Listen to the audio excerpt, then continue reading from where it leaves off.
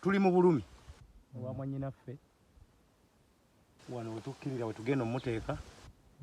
ne munnaaliwo naye yafa akisidenti mu mwaka gwa 2015 naye emmotoka yakola ki yamutta ku Ntebe road kyamukisa mubi ate ne mwannyina bwe babadde baagalana ate naye emmotoka yakoze eki yemusse kale awo tusaasirako olw'embeera eyo kale tukkirire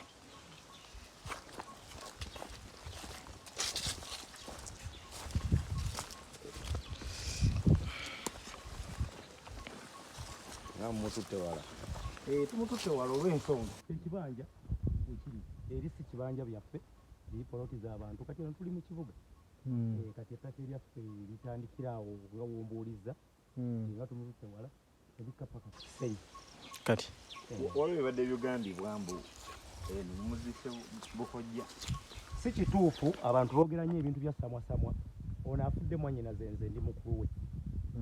era ndowooza mumanyi empisa y'obuwangwa omuntu aziikiddwa e Bukojja bamuziika ku nsalosalo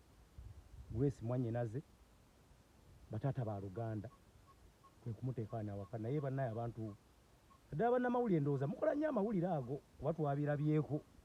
naye nga si kyekituufu era ndowooza muli basajja Baganda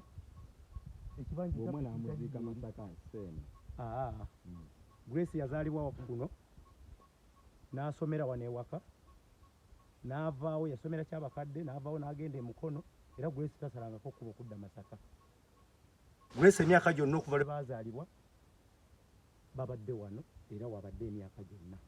Grace tabangako we Masaka ababyogera ne bamanyi gye babijja nga tukkirira birungi ki bibadde omumanyi Grace mbadde mumanyi nga mwannyinaze omwana ow'empisa ennungi era Grace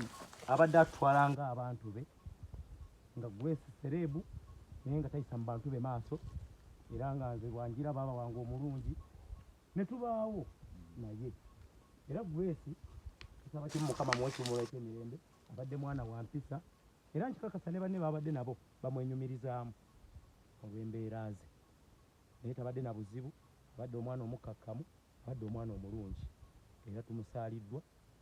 Mukama bw'ategese bw'atyo amawulire gakusanzeewo amawulire gansanga jjo ku makya ewange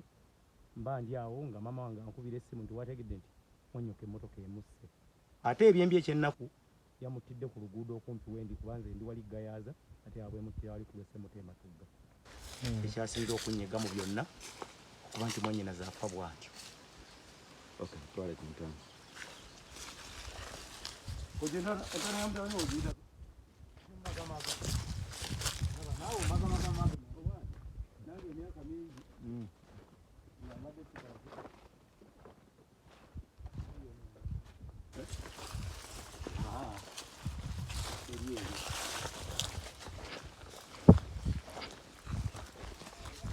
recording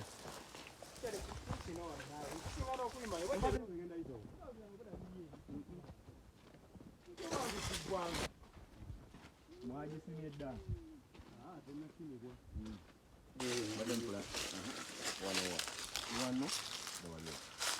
eri wansi wano olaba awali enkokota eno etwaziika muto waffe era naye emmotoka gwe yatta lwakuba ekijja tetunakimaliriza naye nga ne mwannyina bwe tugenda omuteeka ate nga naye era mmotoka yemusse bwe bulumi ekyamazima bwe tukyayina ono ye yasookawo nawali ebbali omwana waffe wuuli wali ono agenda kubeerawo nga wakusatu naye nga bonna ebyembi baafa obulwadde bwe accident ono we mulaba we waffe ya Grace wagenda okugalamizibwa